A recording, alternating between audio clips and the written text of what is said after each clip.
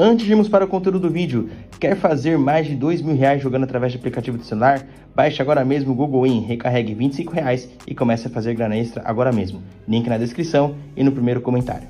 Escalada inflacionária que conduziu o país a um cenário da hiperinflação que nós só conseguimos superar com a desindexação da economia pelo plano real.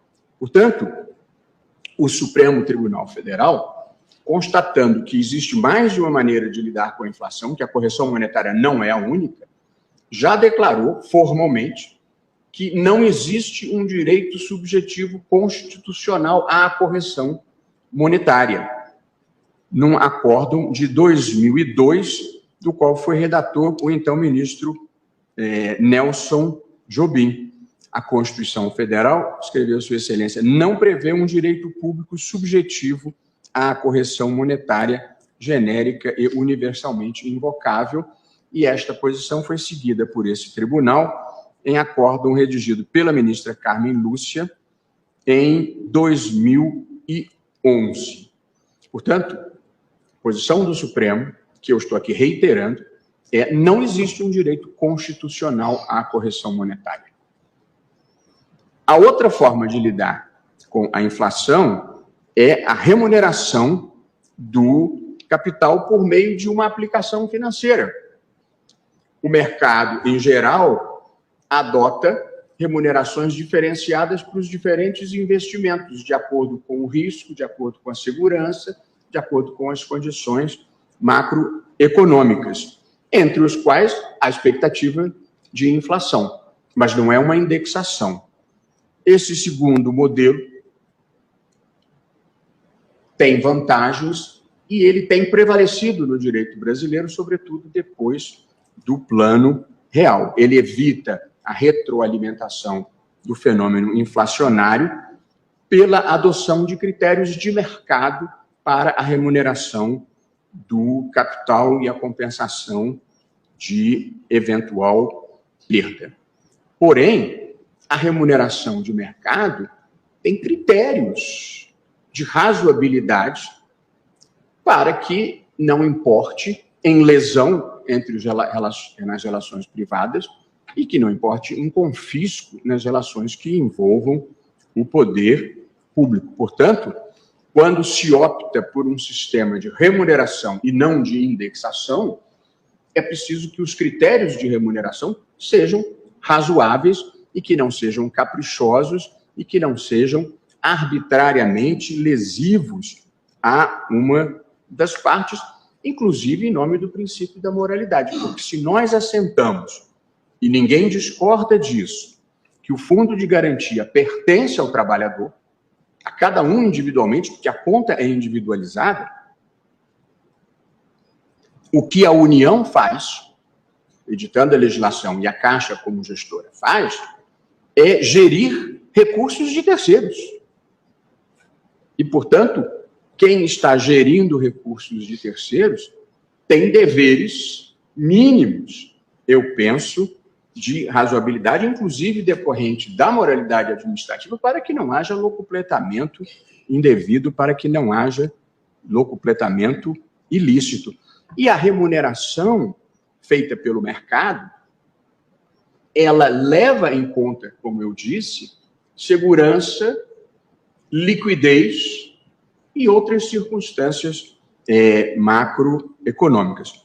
Portanto, na parte em que eu disse não há direito subjetivo à correção monetária e, portanto, eu não vou acolher pedido de correção monetária, a correção monetária é uma das fórmulas, mas não é a única possível, e ela pode ser legitimamente substituída por um critério de remuneração a mercado, desde que compatíveis com as práticas de mercado.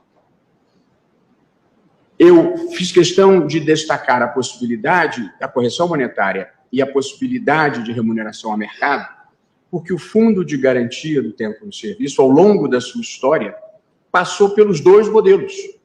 Houve um modelo de correção monetária, implantado inicialmente pela Lei 8.036 de 90, portanto, o modelo inicial era um modelo de indexação, que previa a correção monetária de acordo com a caderneta de poupança. Depois, a partir de 91, teve início um processo de desindexação da economia e, portanto, se modificou o critério e passou a ser remuneração a mercado pela TR, mais juros de 3% ao ano, que é precisamente a legislação que está aqui sendo impugnada. Portanto, houve uma fase em que a correção monetária era um direito previsto em lei e há uma segunda fase em que se prevê uma remuneração a mercado TR mais juros de 3%. Só que quando houve essa modificação para a remuneração e se previu TR mais 3%, na verdade se estabeleceu um tipo de remuneração inferior ao da caderneta de poupança.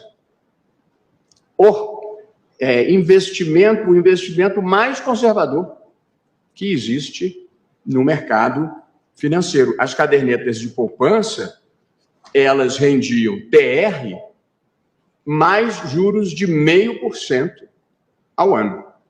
Portanto, juros mais de 2 vezes, se forem calculados de forma composta, mais de 2 vezes superiores ao que são pagos ao Fundo de Garantia do Tempo de Serviço. Portanto, é preciso examinar, presidente, na minha visão, se existe alguma justificativa idônea para a imposição de um modelo desfavorável de remuneração do FGTS em contraste com a caderneta de poupança, que é um investimento igualmente seguro, garantido também pelo governo federal e que remunera significativamente a mais.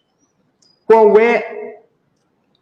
E aqui é importante observar, quando vou procurar demonstrar por que considero o modelo atual inconstitucional, desde o início, a caderneta de poupança, é por isso que eu estou usando a caderneta de poupança como referência, desde o início, a caderneta de poupança foi utilizada como referência para o FGTS. Na fase de indexação, era igual à poupança, e na fase da remuneração a mercado, era o mesmo critério de correção da poupança, a TR, só que com juros menores. Mas a caderneta de poupança sempre foi a referência adotada pelo fundo, para o fundo de garantia. E, como disse, ambos os investimentos são seguros e garantidos pelo governo federal. Modo que o que justificaria remunerar a poupança do trabalhador em percentual inferior à remuneração da poupança das pessoas em geral, que têm caderneta de poupança? A resposta foi dada insistentemente na tribuna. É a de que, disse a União e disse o Banco Central, e todos os atores desse processo, a remuneração dos cotistas do FGTS, isto é, dos trabalhadores brasileiros, é pequena para permitir que o poder público ofereça financiamentos de interesse público com custo inferior ao do mercado em áreas como habitação, saneamento básico e infraestrutura urbana. É essa a pergunta que nós temos que fazer, se nós consideramos legítimo que a poupança dos trabalhadores seja remunerada de maneira desfavorável em relação à menor rentabilidade do mercado, que é a da caderneta de poupança, para financiar projetos de interesse público. E quanto a esse ponto, não há dúvida. Esta foi a tese defendida da tribuna pela União e pelo Banco Central. A de que remuneram abaixo do que seria o mínimo razoável de mercado para financiar projetos de interesse público.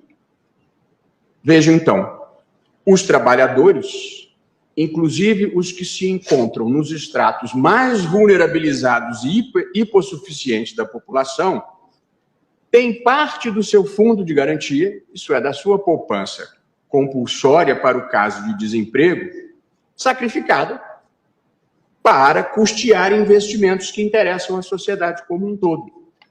Essa não é uma